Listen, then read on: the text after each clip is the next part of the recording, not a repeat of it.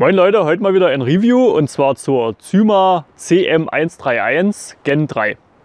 Danke an Begadi für die Leihgabe der Waffe und wenn ihr weiteren Airsoft-Content sehen wollt, lasst uns doch gerne ein kostenloses Abo da. Der Hersteller der AEP ist Zyma und der Importeur ist Begadi. Die Energie beträgt laut Hersteller 0,35 bis 0,4 Joule. Es handelt sich hier um die Generation 3, das bedeutet, dass ein Mikro-MOSFET verbaut wurde und ein LiPo Akku Plus Ladegerät dabei ist. Der Body besteht aus Kunststoff und der Schlitten aus Metall. Das Gewicht beträgt 650 Gramm und die Gesamtlänge beträgt 210 mm. Der Preis bei Begadi ist 99 €. Kommen wir zum Lieferumfang. Wir haben hier einen neu gestalteten Karton. Wenn wir den öffnen, haben wir als erstes einen kleinen Zettel, wie man den Akku lädt und das Begadi Messprotokoll, üblich. Dann haben wir natürlich die AEP selbst, ein Magazin, genau, das steckt hier unten drin,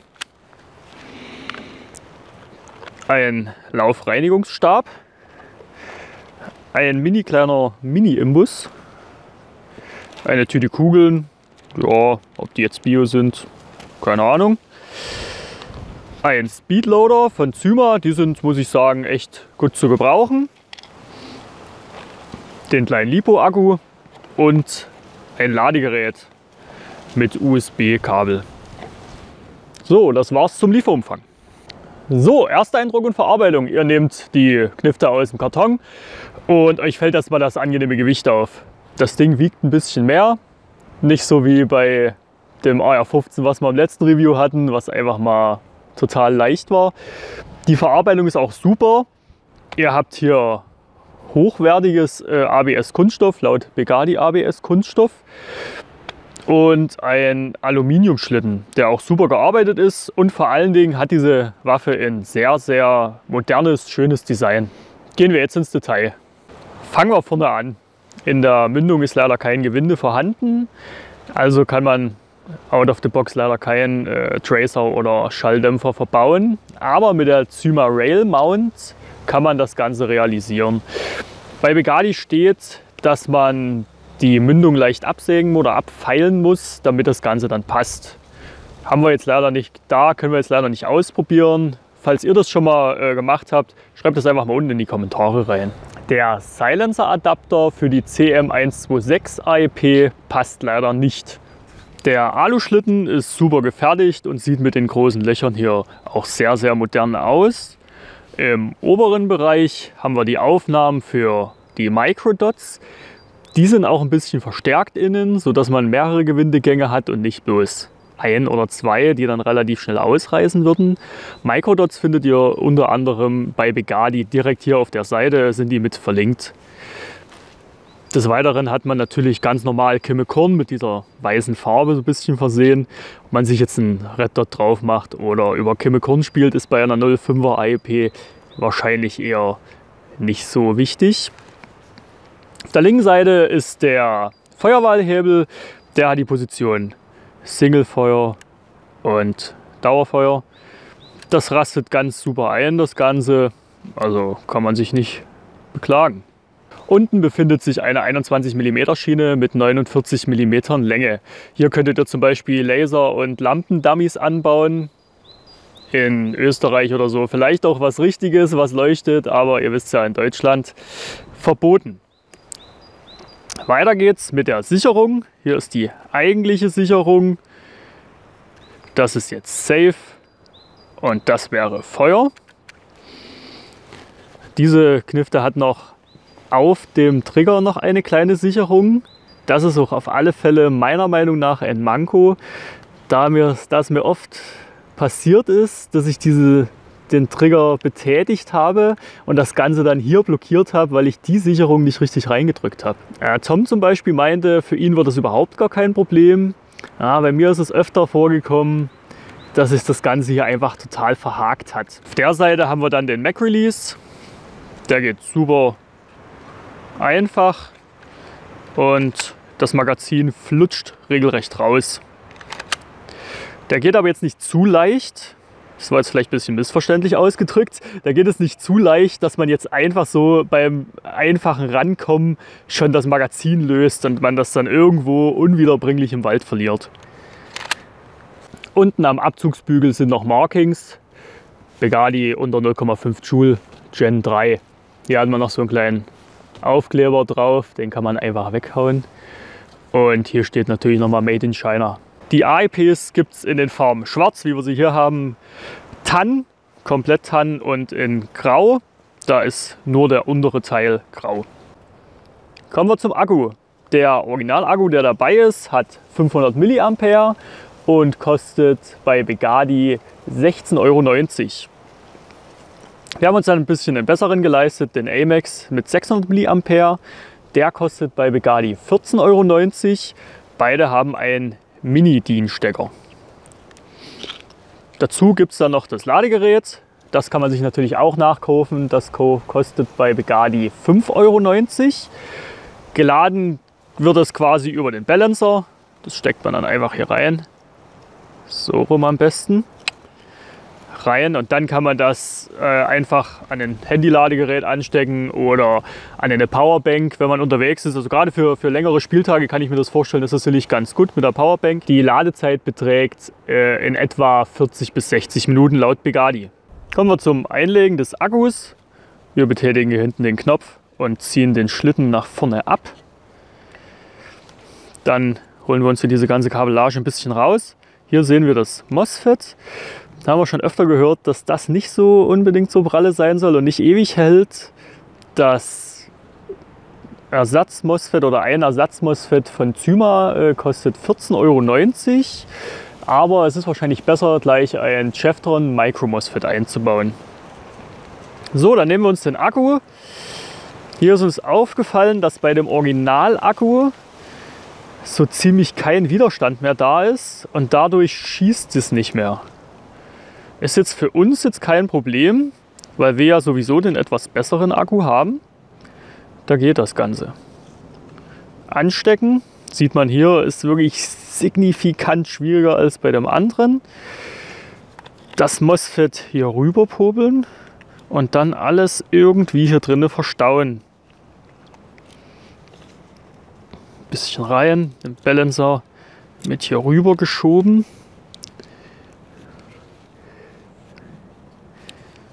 So, Schlitten wieder drauf. Runterdrücken und fertig.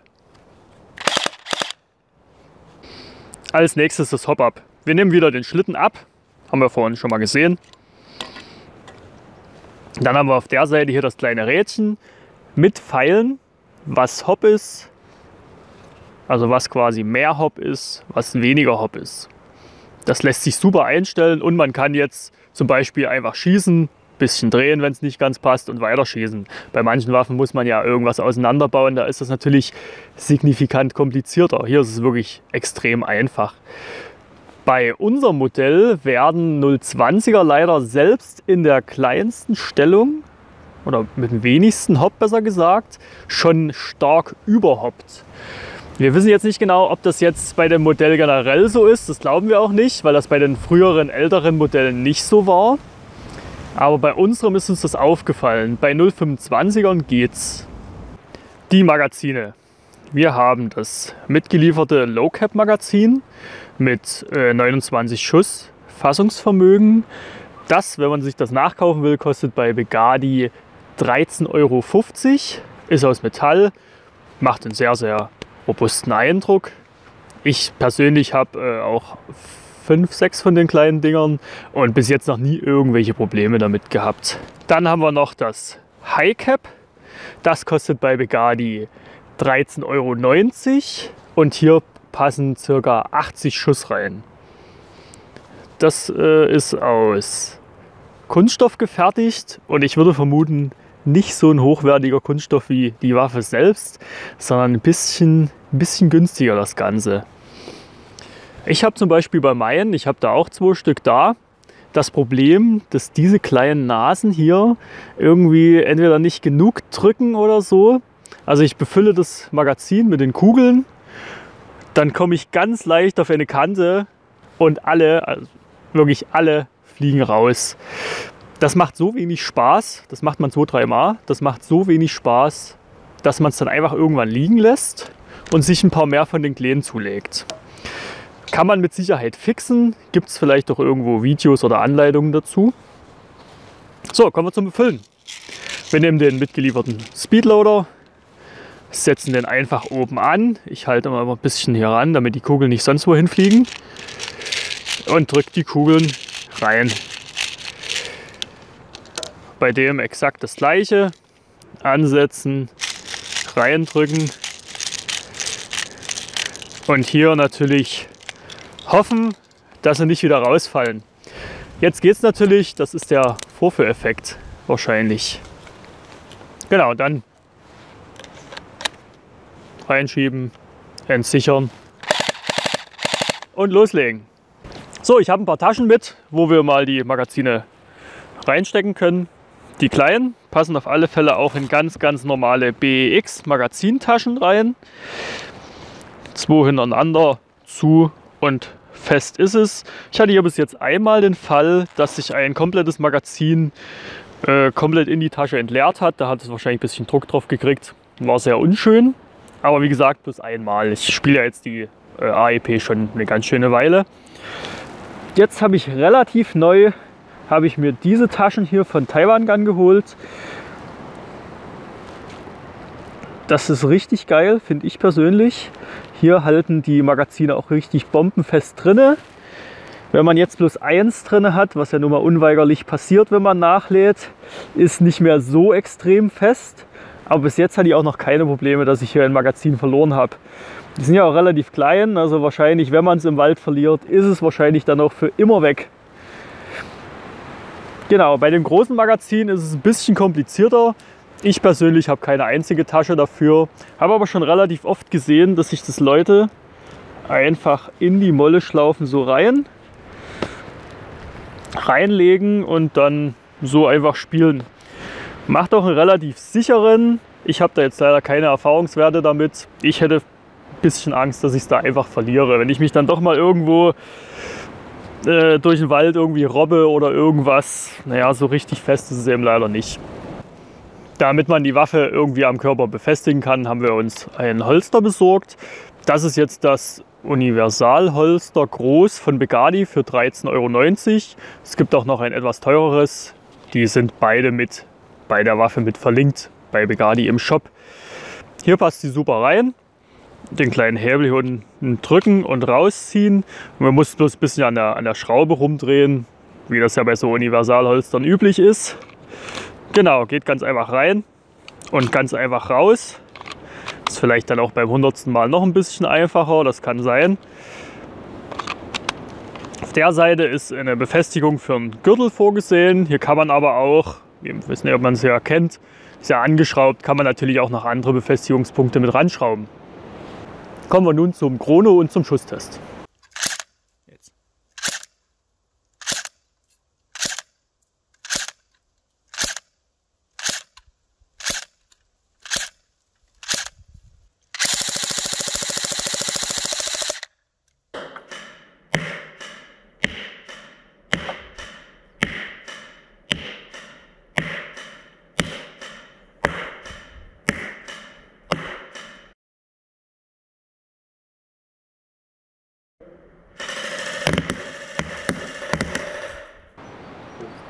Spieltagsfazit. Die kleine AEP macht natürlich richtig Laune. Großes Magazin rein, ca. 90 Schuss, Vollauto und los geht's.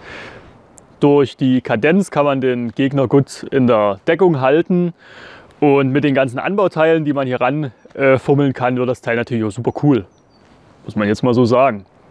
Durch die etwas geringere Reichweite kann es natürlich in einem längeren Gebäude, in einem Flur oder so vorkommen, dass die Reichweite nicht ganz ausreicht. Ich habe mir zum Beispiel bei meiner ICS eine 1 Schulfeder eingebaut und seitdem benutze ich meine Pistole sehr sehr, sehr selten, weil ich einfach schon den Waffenwechsel nicht mehr machen muss. Ich spiele die dennoch gerne. Ich habe die davor ja auch fast 3 Jahre lang mit Waffenwechsel quasi gespielt und das hat immer super funktioniert. Gerade wenn man eben in den Raum reingeht und auf Dauerfeuer schaltet, muss man dann eben doch nie so genau zielen. Man muss quasi bloß ein bisschen halten. Das macht sich natürlich sehr, sehr gut, da wir ja vermutlich alle keine KSK-Superschützen sind, auch wenn sich wahrscheinlich einige gerne so bezeichnen würden. Genau. Wir sind ja im Speed QB recht selten, eigentlich überhaupt gar nicht unterwegs. Aber ich kann mir vorstellen, dass es mit den langen Magazinen, der Mount, dem Tracer und vielleicht noch dem Red Dot auch für Anfänger in diesem Bereich sicherlich ganz cool wird. Aber vermute ich bloß. Wie gesagt, also wir haben da überhaupt gar keine Erfahrung in der Thematik.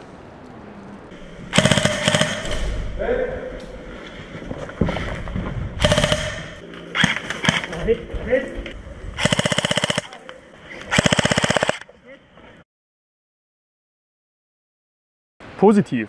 Verarbeitung LiPo Plus USB-Ladegerät, im Winter spielbar, Gewinde für Red Dot vorhanden, große Magazine verwendbar, Vollauto, aber natürlich nur, weil es unter 0,5 Joule ist. Als einzigen Negativpunkt habe ich hier die Sicherung, weil das einfach mit dem Abzug mir einfach viel zu hakelig ist. Man bekommt mit der kleinen Zyma echt viel fürs Geld, auch wenn die Waffe natürlich an sich nicht sonderlich groß ist. Aber der Spielspaß ist auf alle Fälle vorprogrammiert. Die Waffe ist super für Anfänger natürlich geeignet, aber auch langjährige Spieler werden damit ihre Freude haben. Speziell vielleicht auch im Winter, wenn die ganzen GBBs halt einfach nicht sonderlich gut funktionieren. So, das war unser Review zur CM131. Wenn euch das Video gefallen hat, dann gebt gerne einen Daumen und lasst ein Abo da. Falls ihr irgendwelche Verbesserungsvorschläge habt oder wir irgendwas total vergessen haben, dann schreibt es bitte unten in die Kommentare rein und bis zum nächsten Mal. Das war super, die Frage ist